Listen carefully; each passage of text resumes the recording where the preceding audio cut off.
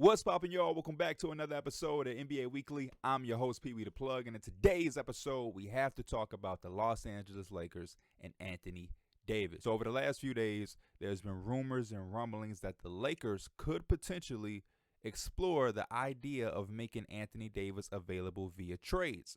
Now, to understand how we got to this point, we must rewind and paint a picture of everything that's transpired up to this matter. So it all starts with the Lakers around the Kobe Bryant farewell tour, post-Kobe Bryant era, where the Lakers just weren't a good basketball team or a good franchise at the time. So what this did is put the Lakers in a situation that they're not that familiar with or used to being in, which is rebuilding. The Lakers, ever since they've existed, have been known to be a team that's always in the situation of fighting or competing for a championship with some type of star player. At this time, they just didn't have that. So now they're rebuilding with a lot of salary cap opening and a bunch of draft equity in which they use to cash in on Brandon Ingram, Lonzo Ball, Josh Hart, Kyle Kuzma, just to name a few of the young talented players did accumulate over that period of time. Now, we fast forward to a situation where the Lakers are looking for a star player. It's no secret. It's Hollywood. It's LA. They fiend for stars. So every star who's either A, in a situation that doesn't look promising, or are at the end of their contract is being linked to the Lakers. So we're talking about Kawhi, Paul George, LeBron James, Anthony Davis, Damian Lillard. Any star that fit that criteria was at the time being linked to the Lakers. So, coincidentally, LeBron James in Cleveland kind of got to a shaky moment where they beat the 73-9 Warriors. The Warriors then go out and get Kevin Durant to add to that juggernaut. The Cavaliers eventually lose Kyrie Irving via trade request, and LeBron is left battling Goliath by himself in an East that he can dominate, but then get into the Warriors where he just can't compete with them at all by himself. So now LeBron James is in a situation where he's looking to have to pivot into another situation that's going to put him in a better opportunity to compete against the Warriors. He ends up going into free agency. There's Houston, there's Philadelphia, but LA, number one, gives him the off-court business stuff that he needs, and he's around everything.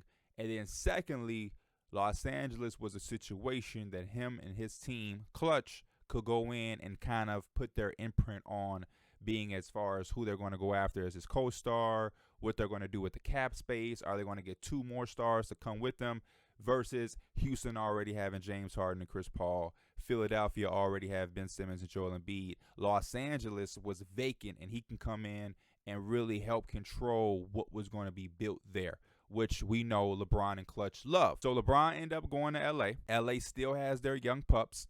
And even prior to LeBron, everybody knew exactly the plan of LA, which was to get that star, whether it was via trade or free agency. And whatever they went to get their first star, they would do the opposite to go and get the next star.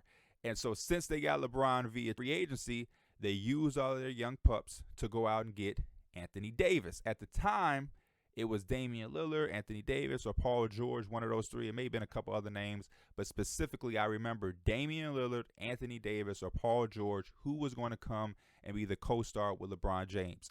And the plan for the Lakers and LeBron was, hey, whoever this next co-star is, you're going to teach them how to win and how to lead and eventually pass the torch. So LA and LeBron is thinking, hey, we're going to get us a young star. They learn, we pass the torch, and eventually we can extend 3 to 4 more years of LeBron James' career at a high level to compete for championships year in and year out. Everything on the plan is looking perfect. It's so perfect that the Lakers go in and they cash in on the guy at the time, which was Anthony Davis. We're talking about Anthony Davis, who was projected to not be a top 5 player in his league, but to eventually be a guy who was top 3, top 2, and maybe even the undisputed best player in the league. At this moment, it's looking like a situation where Giannis and Anthony Davis are at some point going to collide as who's the best player.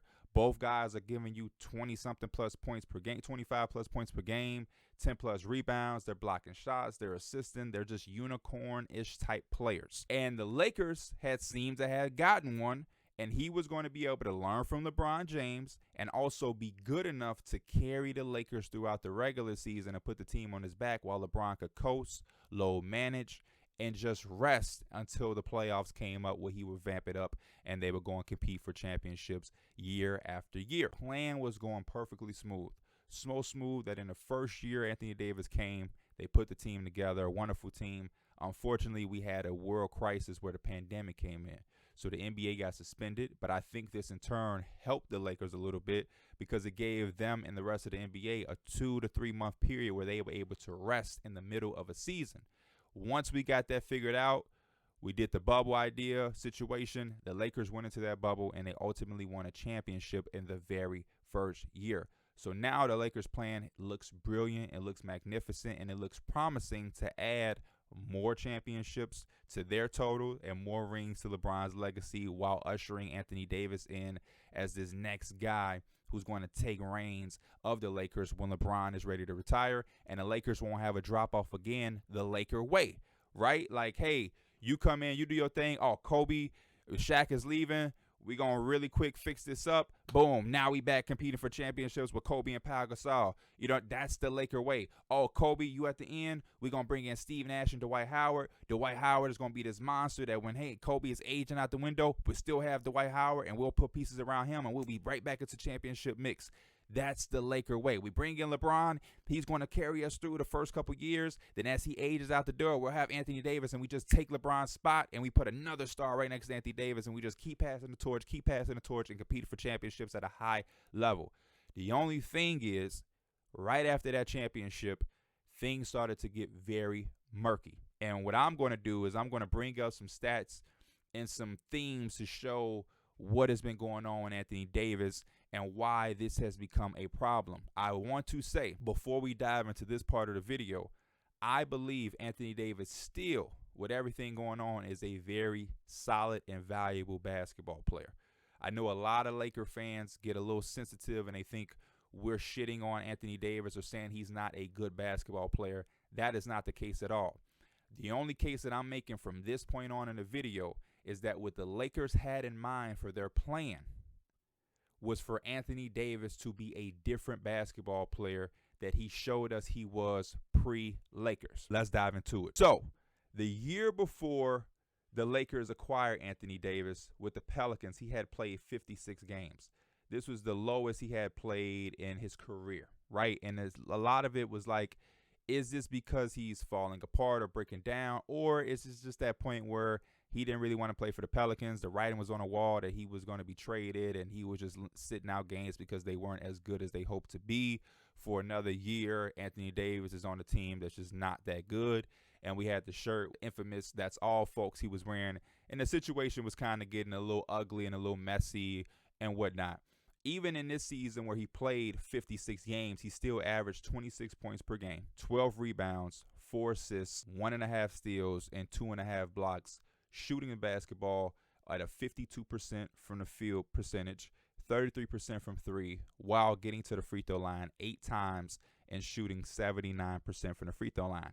Very, really good numbers. This is exactly what the Lakers had in mind when they were bringing him on and making him the co-star who LeBron would pass the torch to.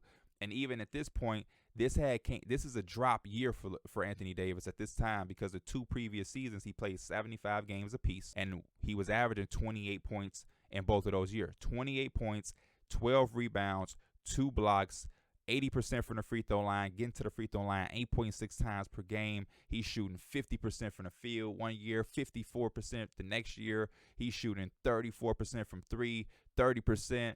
He's just hooping. He's doing everything you can ask for him to do on the basketball floor. Now, the first year with the Lakers looks to be on par with regular Anthony Davis type numbers. 26 points per game.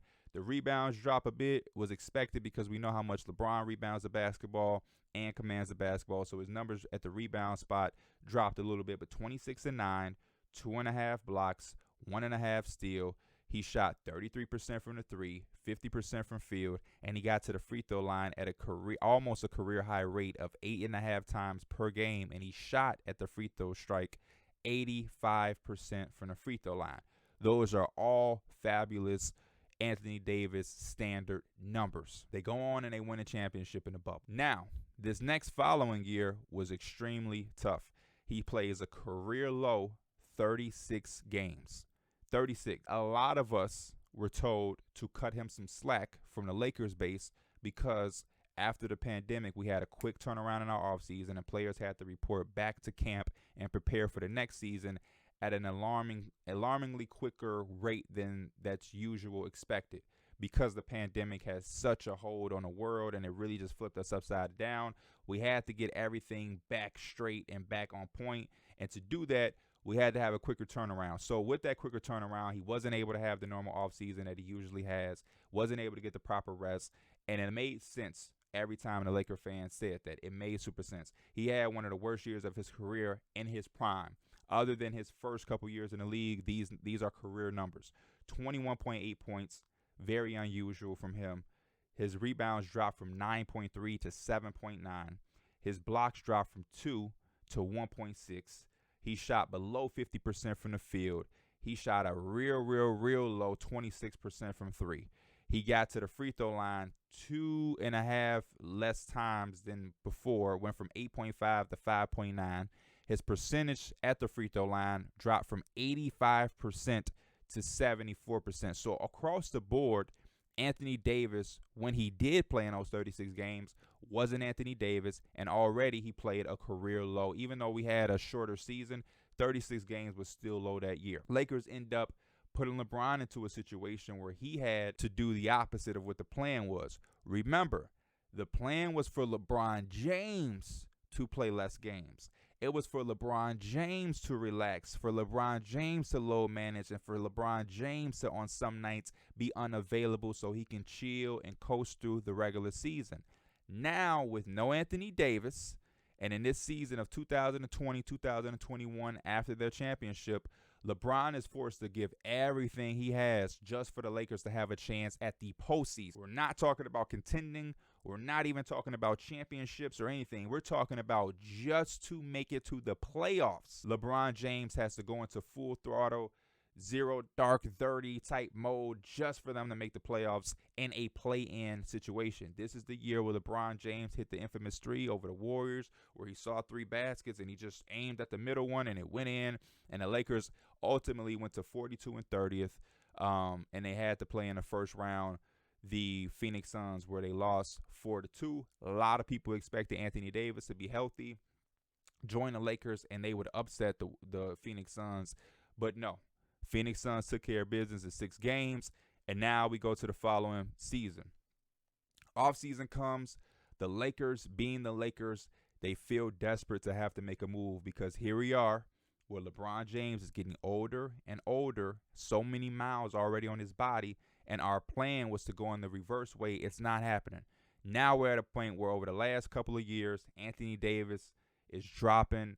He's always hurt. Maybe not nothing ever too significant, but a little knick-knack here. He's missing games there, and we're forcing LeBron James to have to put on more mileage than we wanted to extend the back end of his career with us to compete for championships.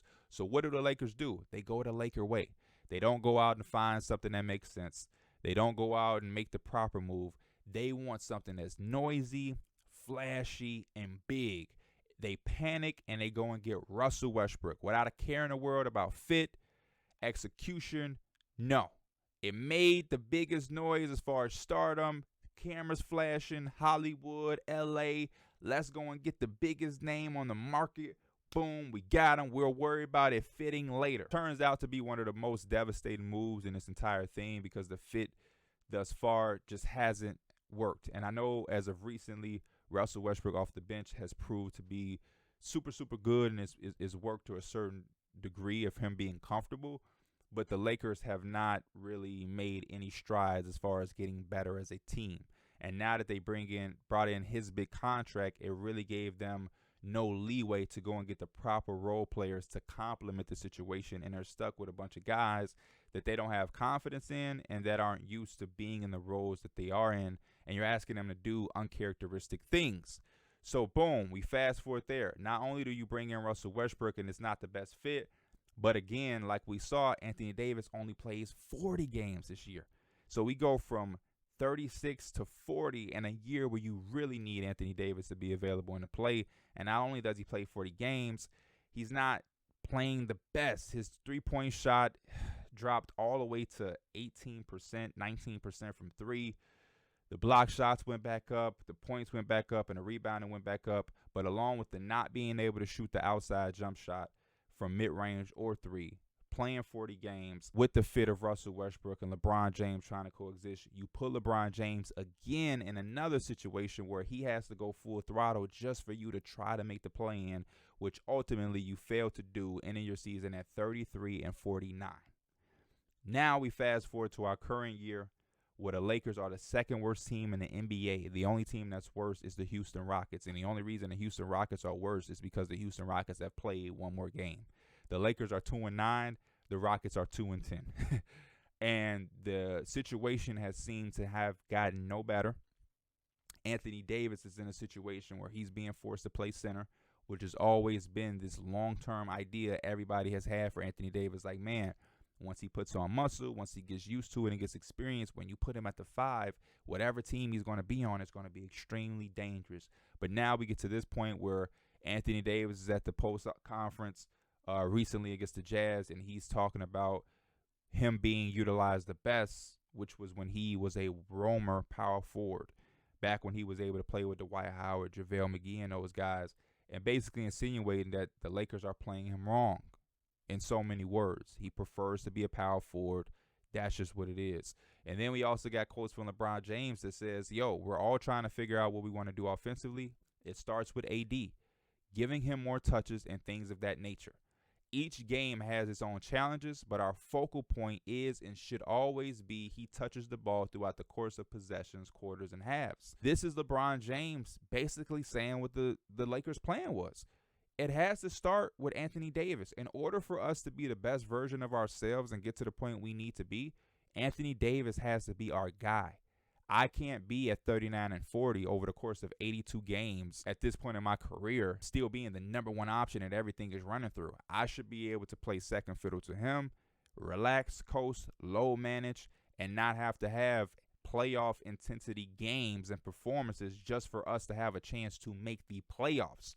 This plan was to win championships for both the Lakers franchise and for LeBron James's legacy, and they're struggling just to make the play-in right now. They're 2-9. Their win percentage right now is a .182. They're 2-8, 4-game losing streak. They haven't won a single game in their division. Like, it is ugly. It's ugly. They are starting off at a point where it looks impossible for them to turn this around. They have very small percentages of flipping this thing around to even get into the play-in. So that's why we're at a position and at a point where we're posing the question of you kind of have to maybe trade Anthony Davis. The Russell Westbrook situation was interesting and had been a talk all offseason about how you trade him, where you trade him, what do you want to get in return. And the Lakers have been reluctant to give up their future draft picks of 2027 and 2029 to a team like the Pacers for Buddy Hield and Miles Turner, because they probably aren't that confident that that even makes them a championship team. That trade probably guarantees that they're a playoff team and that they're better, but it doesn't really give them that contender guarantee, and they might not want to mortgage those draft picks and kind of pigeonhole themselves even more into being in a situation where they're just all right because they're aiming for greatness with this duo and this team, and they failed with the Russell Westbrook trade. And now, because Anthony Davis has not shown us Pelican Anthony Davis during this Laker tenure to be the guy LeBron passes the torch down to, you might have to trade him. But the second half of this that makes this even worse is when you think about trading him. There is not really a lot of teams out there that are looking for Anthony Davis right now for what the Lakers will want to return. Anytime you have a player with the potential and the talent of Anthony Davis and you're trying to trade him, you have to think the other teams that may want to acquire, they have the same questions and doubts that you do, so why would they give a king's ransom for him? So what I'm going to do is we're going to go over to an article where there's 4 landing spots, and we're going to review these trades, see how realistically these could work. So here we are. I have a Bleacher Report article pulled up. These are 4 potential trades and landing spots for Anthony Davis. We're going to review them and talk through some because I think it's a lot harder for the Lakers to really trade Anthony Davis and get the type of value they would want. Yeah, you can maybe trade Anthony Davis for pennies on the dollars and try to open up cap space along with Russell Westbrook being off the books. But even when you look at the free agency class, it isn't that star-studded for you to really make some championship-type pivot. But without further ado, let's go. We have the Brooklyn Nets number 1, and it has the Lakers receiving Kevin Durant from the Brooklyn Nets for Anthony Davis in an unprotected 2029 first-round pick. My problem with this is if I'm the Nets and I finally get to a point where I feel comfortable and ready to trade Kevin Durant, why on earth do I want to return Anthony Davis? Honestly speaking, Anthony Davis has played 40 games, 36 games, and in a lot of those games, he hasn't looked like the Anthony Davis we all were attracted to. I've said it a few years ago. Us NBA fans, and I know a lot of Laker fans fall under the same umbrella, we have fallen in love with the idea of what Anthony Davis can be and has shown us.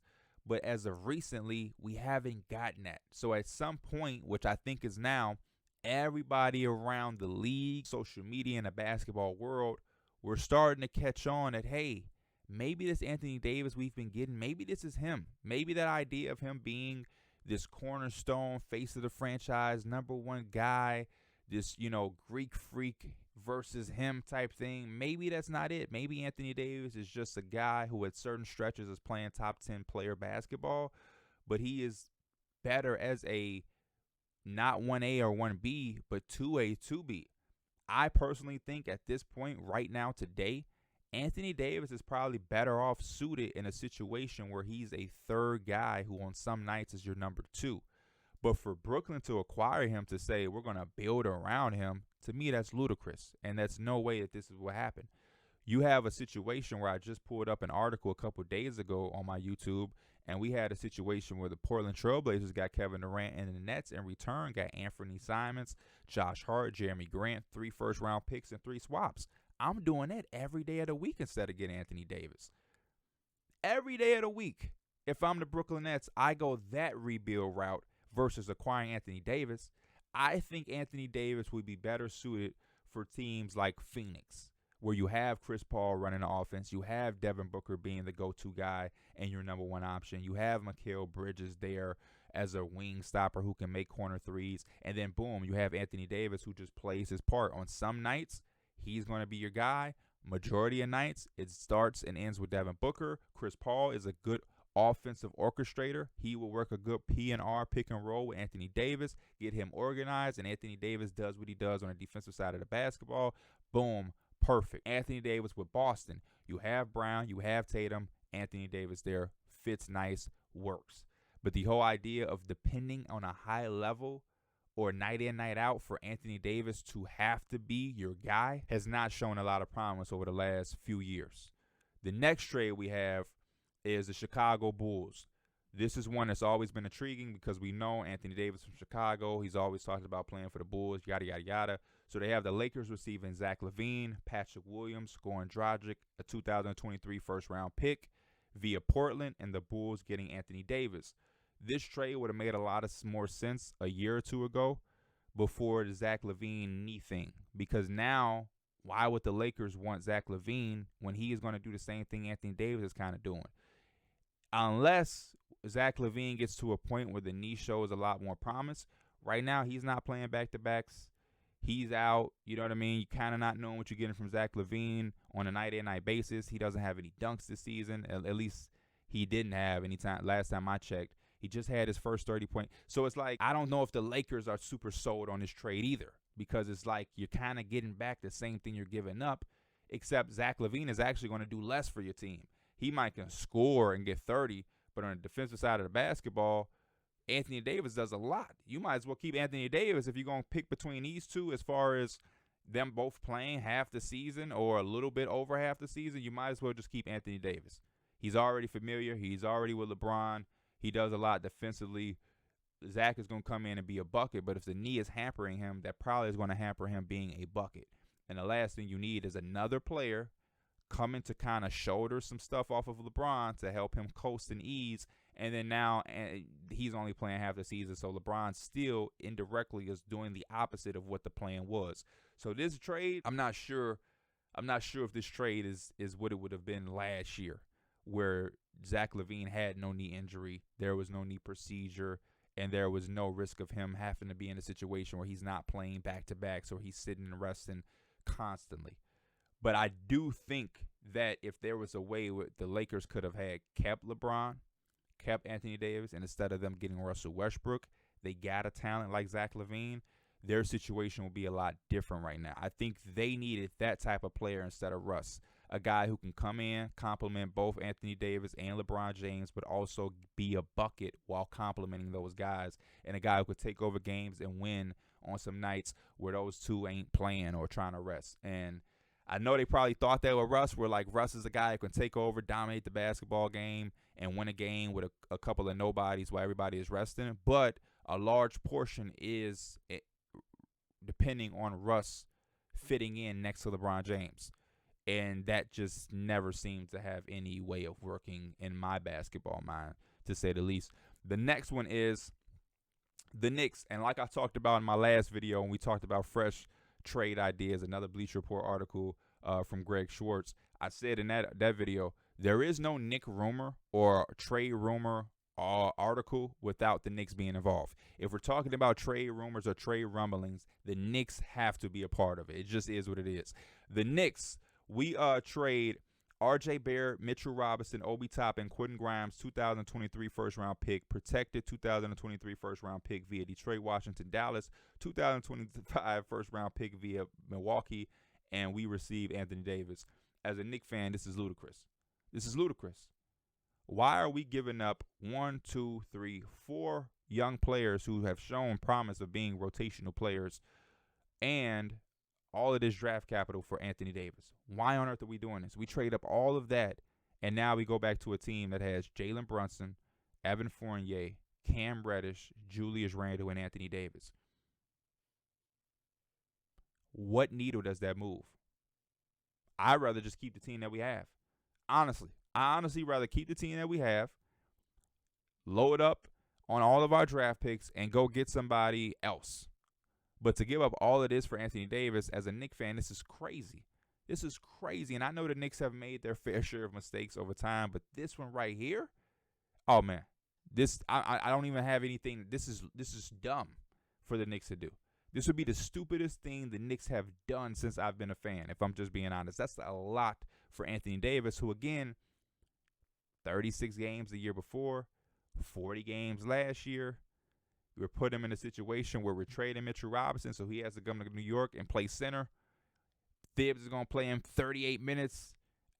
I don't like this at all. I don't. And then last but not least, the Dallas Mavericks. And it has the Los Angeles Lakers receiving Christian Wood, Spencer Dinwiddie, Reggie Bullock, unprotected first-round picks in 2025, 2027, 2029, first-round swap rights to 2024, 2026, 2028 from the Dallas Mavericks, and the Dallas Mavericks get Anthony Davis. This is a cool situation, I guess, because, you know, the Dallas Mavericks give up all of that, but they still have Luka. They still have JaVale McGee to play center, Maxi Kleber, Dwight Powell. I'm naming those guys because those guys would allow Anthony Davis to play power forward. You still have Dorian Finney-Smith, who is super familiar with Luka Doncic. And I guess at your shooting guard position, you have Tim Hardaway Jr., Josh Green, or whoever you want to slid in right there. And you're just depending on Luka being heroic and having Anthony Davis behind him. But again, is this really the move the Mavericks want to invest in? I kind of like the team that they have over this because you get to keep all of that and maybe can make a move that costs you half of what that would cost you and get better. You know what I mean? Like, I don't know if this is the move that makes the Mavericks contenders. I really don't. I really don't. And in return for the Lakers, if you're LeBron James and you see this, what do you think? Like, what does this do? Maybe it gives you more draft capital to pivot and make some type of other move. I don't know. But, yeah, I'm just not sure if this is it. I understand the thought process behind it, but again, it's just like, what do you do? And that's ultimately the end conclusion. We've gotten to this point where Anthony Davis is still a very good basketball player, but he has not been at all what the Lakers envisioned they were getting when they gave up all of the young pieces to acquire him and make him the guy that LeBron was going to pass the torch to. And I ultimately think no love lost, no beef at all. But I think Anthony Davis isn't what LeBron thought he was going to be either. And even honestly, more honest than that, Anthony Davis probably isn't doing what he thought he was going to be doing. That's another thing. Like, it's this idea of players wanting to be hurt, or wanting to miss games. I don't think Anthony Davis wants to always be hurt. I don't think Anthony Davis wanted to play 36 games that one season or 40 the next season. I don't believe that. I think Anthony Davis wishes that the Lakers were 9-2 instead of 2-9 at the top of the Western Conference standings. But the reality is, this is the situation that they're in, where they had a plan that was genius and it made all of the sense in the world, where LeBron would pass the torch to this next unicorn dinosaur type of guy who is guarding at the rim, guarding everywhere, giving you 28 points, 10 rebounds, 2.5 blocks, shooting threes, mid-range shots, pick and popping, pick and rolling, lob threat, all of these wild things that we saw in New Orleans.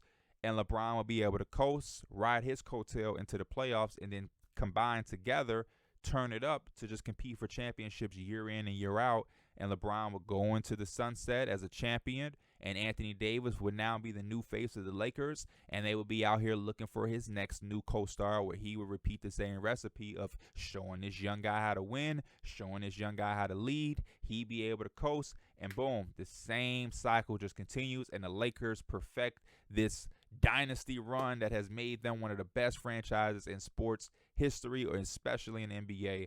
And that's just not how it has been. They're on a new coach. Magic Johnson has left. There's been scapegoats. There's been ugliness. There's Russell Westbrook fault. There's LeBron James washed. Anthony Davis is not Anthony Davis. It's been a whole lot more drama than it's been winning. And the one championship they had, it came in that first year, and that seems like forever ago. And the NBA landscapes keeps changing, with teams getting better and better and better. And now we're at a point where at the beginning of this season, where they needed to make something work and something had to change, they're 2-9 as the second worst team in the NBA. And that's bad. Y'all let me know y'all thoughts in the comments. Any teams that y'all think will work with Anthony Davis as far as trades, or if y'all have any proposals or any reasoning that the Lakers should keep this and not do it, let me know. If you think this is long overdue, let me know that way. If there's any way that the Lakers can be fixed this season, make sure you drop those thoughts in the comments as well. As always, I am Pee Wee the Plug. This is NBA Weekly. I'm out. Peace.